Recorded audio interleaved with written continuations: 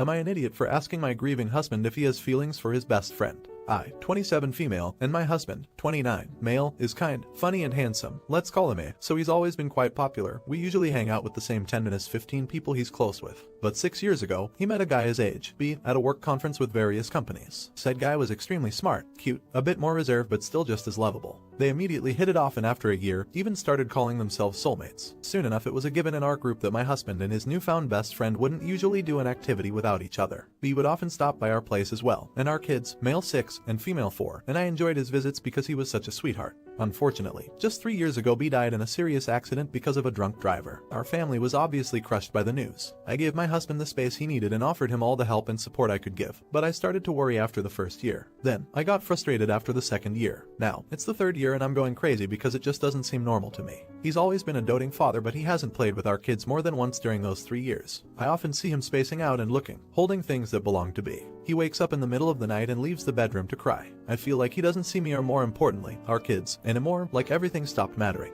And while he keeps working the same hours, I've been told by one of his closest friends, who works at the company, that the quality of his work constantly deteriorates. I assumed that maybe the issue runs deeper than I'd thought and asked him if he'd be ready to go to therapy, but nada. Soon after we had dinner while the kids were at his sister's, she lives next door, and he gave me attention, which I appreciated. But while we were kissing he broke down and shut himself in our bedroom, while constantly apologizing. The day after I sat him down and asked him seriously if it's possible that he's had romantic feelings for B. He went off on me, said I was out of line, that I'm ridiculous for being jealous of his best friend who's forever gone, that I should know he's straight and that he's disappointed in me. I feel like I deserve to express my concerns after such a long time, but a lot of our friends, who know how sensible the situation is and how devastated my husband is, think I should have never said something that intrusive and speculative. They've called me an idiot for doing this to him. So am I the idiot for saying such a thing to my husband considering all that's happened? Update. So, as you all suggested, I sat my husband down and asked if he was okay, if he had the time and mental space to talk to me, etc. I apologized for what I implied, said it was inappropriate, irrelevant, and it wasn't my place to say anything on his relationship with B, but then he broke down, to my confusion, and started apologizing to me. Said he the idea of feelings for B, that I'm not delusional and stupid, that he's just been gaslighting me. I disagree. Not going to give all the details, but hubby found out after B's death that B had feelings for him, and it turned out to be mutual, to his shock. He said the sudden loss and what he realized basically made him go into a very dark place where he felt unworthy of everyone, including his children, B, and I. He needed to talk about it but was terrified of losing us. Knowing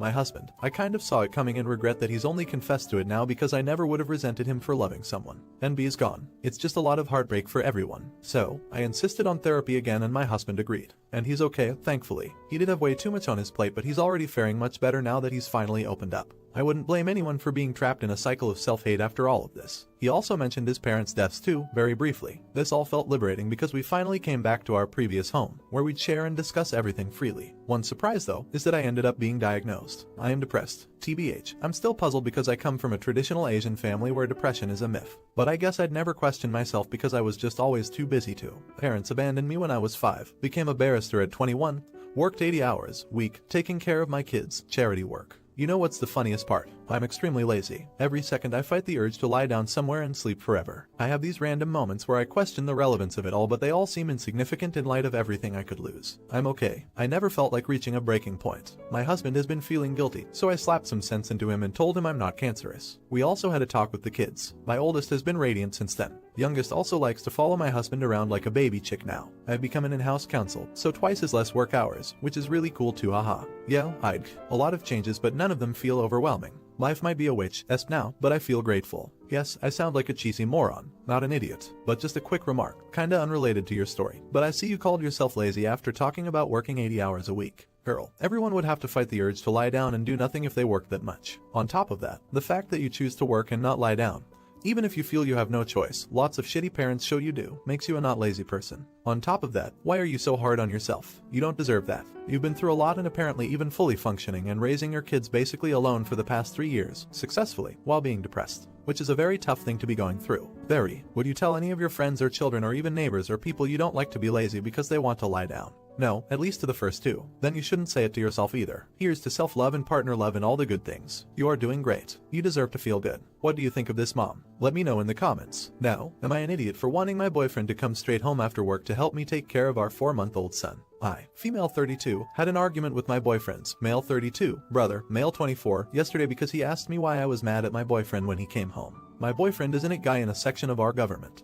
He likes to go to the sauna almost every day, he says, to distress from work, from about 5 p.m. to 8 to 9 p.m. If it's not the sauna, he goes to have a drink with friends. Because of the Rona curfew, he has to get home by 9 p.m. Now I have no problem with him wanting to relieve stress or having time with his friends. Everyone needs this. All I have asked of him is to compromise and come home early on some days so I can take a break for an hour or two, take a bath in peace, or eat without my kids screaming to be carried. I'm a first-time mom at 32, a stay-at-home mom, and my son has refused to bottle feed so I can't supplement with formula. Basically, this means I have to be around him 24/7. My Bill knows all this as he's been staying with us for about 5 months now. So yesterday, while arguing, he implies that my mental health is not important because my only reward should be my child's well-being, and that my boyfriend's mental health is more important and that I should give him a break, and I'm not being fair. He also said that me being stressed is stressing them both out and making things uncomfortable, and the last thing my boyfriend needs is to come home and see my frustrations when he needs to relax. Now I know I'm not asking for too much, and I see red flags whenever someone makes me feel like I am. Is there another perspective to this that I'm not seeing? Update. I left my BFs to go rest at my mom's. During that week, my BF never reached out to me, even to check if we arrived safely or to ask about our son, and that was the answer I needed. End of the week, I texted him to ask if I could pick my things from his place. I told him things weren't working out as he clearly didn't care about me and we weren't a priority to him. He said he didn't see what he had done wrong, which is why he had kept quiet and didn't reach out. He said by me moving out, I was taking his son away from him, yet he spent 3/4 of his free time out of the house in sauna 3 minutes 4 hours on a weekday after work and 8 HRS on the weekend, every day.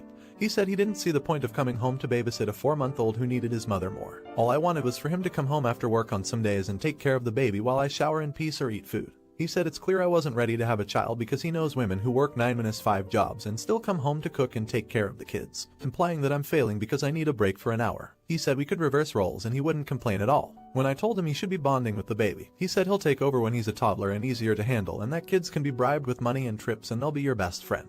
I did not make the decision to end this just because of this issue. It was a combination of all red flags. But to be honest, this was the last straw. I was running on fumes, exhausted physically and mentally, and I was asking him to help me, but he decided, without talking to me about it, that I didn't need a break. I believe he wants to live his life as a single man but enjoy the benefits of a relationship, sex, companionship, good housekeeping and food when he comes home. That's not how a relationship works. For a while he made me feel like what I was asking for was too much, and that I was crazy for asking for a little consideration. Like I wasn't worth fighting for. I felt it was wrong, and talking to you guys here on Reddit strengthened my resolve. We are now officially exes, and to be honest, I don't feel like it's a loss. I only feel stupid that I chose this person and I'm tied to him for the rest of my life, and now my child is the one that suffers from my choice and not having a good father around him every day. Thank you everyone for your encouraging comments and messages. You made me feel much better about everything and like I wasn't alone. Y'all are awesome. Not an idiot. I love it when the other partner thinks staying home with an infant is easy. They have zero clue. You are better off without him. Not an idiot. As a man, reading this really frustrates me. Babies are not just a woman's responsibility just because they can feed them naturally. You'll be absolutely shattered, and like you said, just an hour to yourself to clean yourself up makes all the difference. Is it fine for him to have the stimulation of work and seeing multiple people whilst you're just left at home on your own?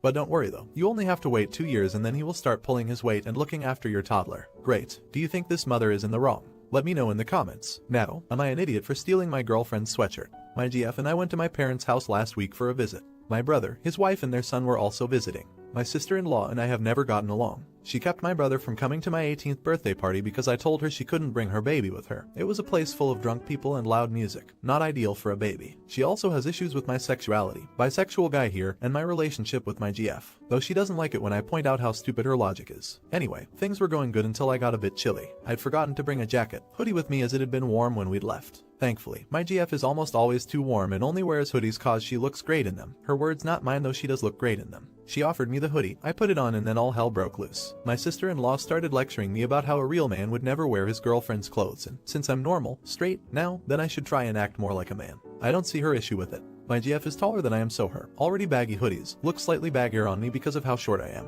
My GF says she thinks it's cute and I think her hoodies are comfortable. Plus it's not like it's all the time. Anyway, my sister-in-law had her rant about how it's gross and makes me less of a man and how it makes her uncomfortable. She made a few comments about how my nephew could be influenced by my behavior. Anyway, things were tense for a while after that and we left a bit earlier than we'd originally planned to. So fast forward to yesterday. Again we were all at my parents' house and I'd decided, with my GF's approval, to wear her bright pink school hoodie. I didn't go to the same school as my GF and sister-in-law know that. She recognized the hoodie and went quiet, shooting us dirty looks whenever she could and making snarky comments every now and then. I later got a text from my brother that I made my sister-in-law really uncomfortable and that I'm an idiot for wearing something I knew would upset her. I know it was petty, but I'm a petty witch and I kinda feel like she started it. Anyway, most of my family are on my side, but there are a few who think I'm an idiot for being petty and that I should have just let it go. So Reddit, am I an idiot? To those of you who mentioned wearing a skirt or something to the next gathering, my GF actually loved this idea and picked out a pair of her boots, smaller heels so I don't break my neck, and a gorgeous pink sweater for me to wear. I'm not confident enough for skirts yet. She also suggested makeup. Long story short, if we do go through with it, I may update.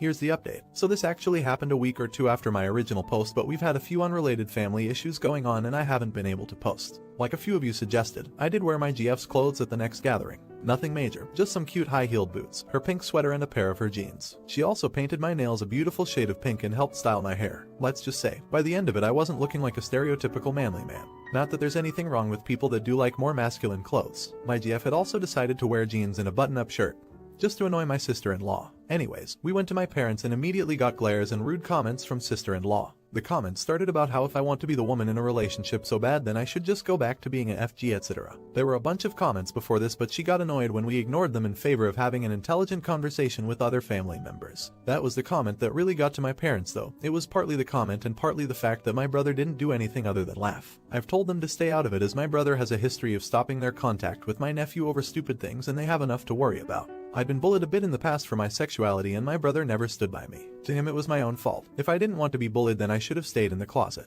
My parents freaked out and all the anger and resentment towards my sister-in-law that they had built up for the past few years came pouring out. They told her how they really felt about her and how they are disgusted that my brother could allow someone to treat his own brother like crap. They told them to leave and sister-in-law is no longer welcome in their home until she apologizes. My brother tried the threat of preventing them from seeing their grandson, but they were done with him and threatened to get a lawyer involved. They now have scheduled visits, though now it's video calls as the rules are more tight again. I feel bad that they're no longer talking to my brother, but they've assured me that they'll be okay. Honestly, this turned into my parents being badasses rather than myself or my GF doing much, other than looking absolutely fabulous. Either way, I'm glad that we won't have to see her for a long while. We blocked her everywhere after this incident due to the angry messages, voicemails we were getting. I know this probably isn't the update a lot of people were hoping for, but it's brought my family some peace of mind and I'm happy with that. Edit. Okay, holy crap, this blew up. Seriously, thank you for all the amazing comments and awards. I've been trying to read all the comments. Sorry that I can't reply to them all. I've seen a lot of people asking about my nephew's visits with my parents. It was not done through a court. It is literally just a plan that my parents and brother came up with so that they can have regular contact with my nephew without speaking to his parents. As for the lawyer question,